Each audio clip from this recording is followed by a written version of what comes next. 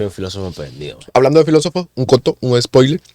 Un spoiler no, pero rápido. Sí. La inteligencia artificial ChatGPT se le preguntó y se hizo viral de cuál era el filósofo más importante de la historia. Adivina cuál respondió. Sócrates. No, Nietzsche.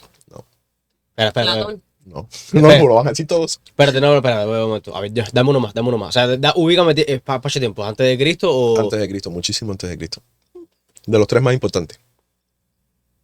Hércules. No, serio. No, serio. Y aquí entramos el podcast, Eurípides. Aristóteles. La inteligencia artificial determinó que Aristóteles era el filósofo más importante de la historia. ¿Y quién es ese tipo? Pero no sé. Discrepo. A ver, yo también tengo mi relación platónica y amorosa, no platónica. Yo tengo mi relación amorosa con Sócrates por... ¿Ah, sí? Sí, pero hermano, pero es que te das cuenta, ojo, te das cuenta. Te das cuenta todas las noches, amor. Todas las noches. No me acuesto, Yo sé. pero sueño. Piensa en Sócrates. Piensa en Sócrates. No, en serio.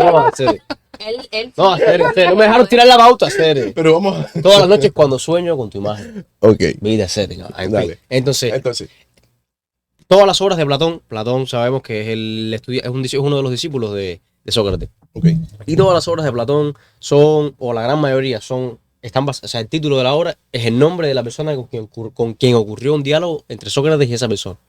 El último diálogo de Sócrates fue entre Platón, Sócrates y Fedón. Y ese es el título del libro, Fedón. No sé si han leído un poco acerca de la filosofía de Platón o si han... Inúndanos de información. Nah, Nos gusta, pero... Bueno, el mundo de Sofía lo han leído o han escuchado. Ay, güey, pero hay que leérselo ya, güey. Entonces, lo que sucede es que el movimiento filosófico que plantea Platón tiene que ver mucho con el mundo de las ideas. Y el mundo de las ideas no es más que una realidad alterna en la que existe una idea de cada una de las cosas que existen en el mundo. Entonces, de la forma que se plantea en el libro es sencilla. El autor del libro se llama Justin Garden. Y él toma la personalidad de Albert Knox, que es el que va narrando el libro del mundo de Sofía. No es más que un intercambio de cartas y conversaciones entre él y una muchacha que se llama Sofía, que tiene 15 años y le va enseñando un curso de filosofía de esa forma. Entonces, él le pregunta a Sofía, ¿cómo tú puedes hacer 50 galletas idénticas? Y les pregunto, ¿cómo puedes hacer 50 galletas idénticas? ¿Con un molde? Con un molde. Okay. Ya, fenomenal. Con un molde. Me costó responder esa pregunta. Con un molde. Entonces tú tienes la masa de la galleta, tienes un molde y haces 50 veces, lo aplanas en la bandeja, la metes en el horno. Okay. Cuando tú sacas la bandeja del horno, te das cuenta de que hay una galleta que está más tostadita que otra te queda con más chip de chocolate que otra, una te queda más azucarada, no sé qué. En fin. Todas son galletas. Y eso tú lo puedes notar. Ok. O sea, hay seres humanos altos, bajos, gorditos, flacos, rubios o claro. Pero todos morenos, somos humanos. Todos somos humanos. ¿Y qué es lo que sucede?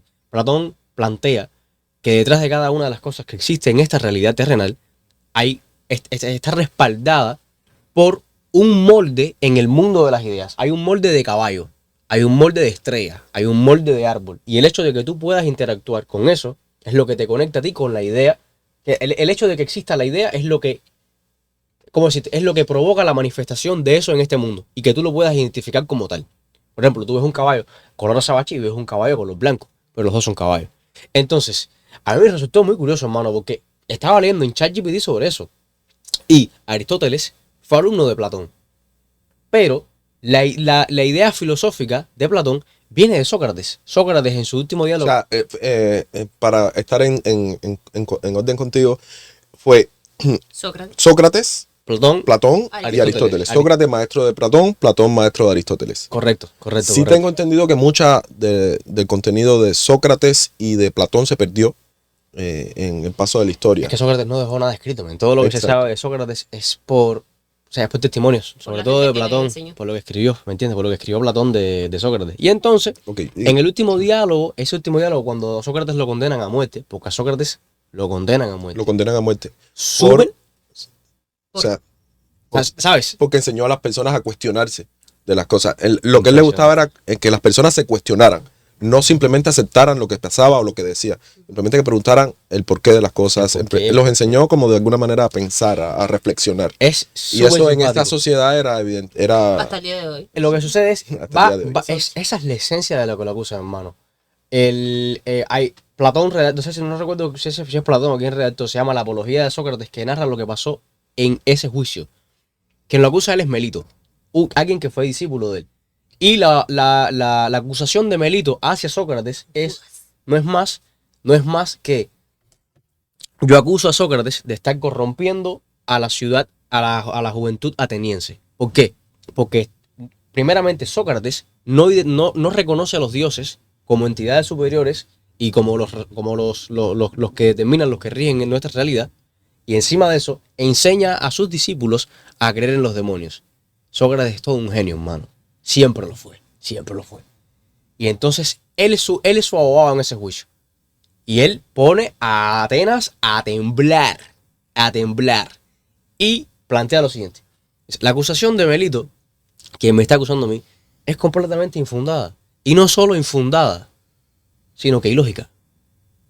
¿Quiénes son los demonios? Vamos a partir. Tú me estás acusando a mí de que yo no creo en los dioses. Cuando yo fui a visitar al oráculo, y el oráculo, que es quien le dice a Sócrates que él es el hombre más sabio, por eso es que sale en busca de las personas más a las que se les atribuía más sabiduría en toda Atenas, políticos y de todo, para ver si era realmente él el más sabio. Pero eso no es lo importante. En el juicio, él le dice, pero dices que no creo en los dioses. Sin embargo, dices que enseño a mis discípulos a creer en los demonios. ¿Quiénes son los demonios? Son los hijos bastardos de los dioses. Es ilógico por lo que me estás acusando. En fin, a Sócrates le dicen, o te puedes desterrar, te puedes hacer al exilio, o te tomas el veneno. Y digo, coño, o echando para el vecino al lado, ¿me entiendes? O voy a cruzar la frontera. Y no se lo permitieron, hermano. Le dijeron que se tenía que tomar el veneno. Tienen la charla con Fedón. No le dieron opción, en realidad no le dieron opción a tomarse el veneno. Y entonces en esa última charla, con Fedón y Platón, él plantea, Sócrates de lo que habla es de la inmortalidad del alma, de su trascendencia en la infinidad del tiempo y de las ideas eternas. Y eso es lo que le da nacimiento a la idea de tanto Fedón como a Platón, que los dos tienen la misma escuela filosófica en dos lados diferentes, sobre el mundo de las ideas. Un aplauso para Claudio. Está genial. No, te voy a decir algo. Me encanta la filosofía. A mí me encanta, bro. Y tenemos un podcast entero para hablar de filosofía. Y te recomiendo que veas, hay un podcast que en español, que hay un capítulo en específico de este muchacho que se llama Roberto Martínez, es un podcaster mexicano que yo sigo mucho. Y tiene podcast en español. El capítulo se llama Roberto Martínez. Roberto MTZ. Pero déjame apuntarlo. Y este muchacho tiene el capítulo de un podcast en español más largo del mundo. Este capítulo dura 7 horas. ¿Cómo? Y es él hablando con otro muchacho sobre filosofía. Espérate, ¿cómo es peño? Espérate, ves. Exactamente. Está genial. No me esperes por la noche. Te lo recomiendo. Yo no lo escuché en un día, evidentemente. Me tomé días para escucharlo. Roberto MTZ. Así mismo. Tiene un montón de seguidores en las redes. Como las motos, ¿sabes? Exactamente. No, bro, qué lindo, güey. Bueno, y aprendí muchísimo de eso y ahora lindo, contigo aprendiendo muchísimo. No, el tema de la Ahora, o sea, aclárame, ayúdame con esto, porque esto es así mismo fluido, materialismo y dualismo. Dualismo. O sea, sí, o ¿te consideras materialista o ilusionista? O idealista. Ilusionista. No, ven, es idealista. No estoy seguro. Pero con respecto a qué, porque mira, casualmente eso lo estaba. Yo estoy tomando clases de filo en la universidad, entonces eso justo lo toqué esta semana. ¿Cómo se llama esto? Shout out to Josh Shepto, mi profesor de filosofía. Tremendo tipo. Hermano, y como tal lo que toca el dualismo y el fisicalismo, o en este caso materialismo, es de la existencia de la conciencia. Los dualistas plantean que la conciencia existe separada de la mente, son dos entidades diferentes. Y los materialistas, o el fisicalismo, en inglés physicalism, que es lo que lo desarrolla la princesa Elizabeth de no sé dónde, lo que planteó es que la mente, la conciencia es un producto de la mente, y las dos existen como una. Por eso, pero yo me considero un dualista, hermano. La conciencia existe aparte de la mente.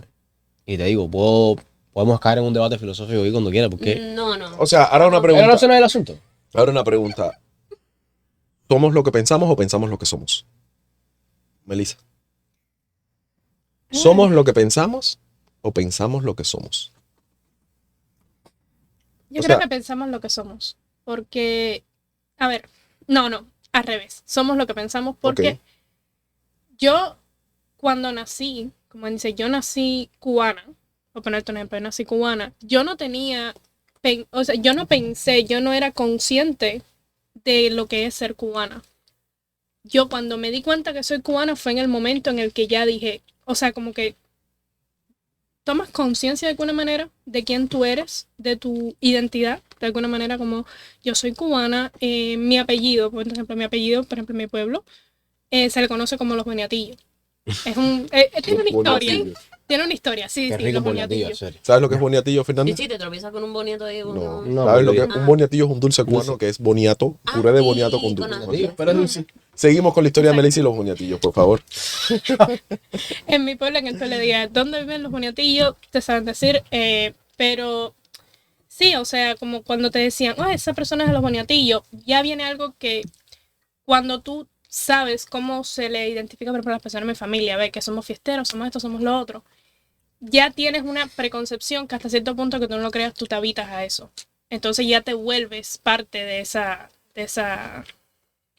o sea, de ese grupo, de alguna manera.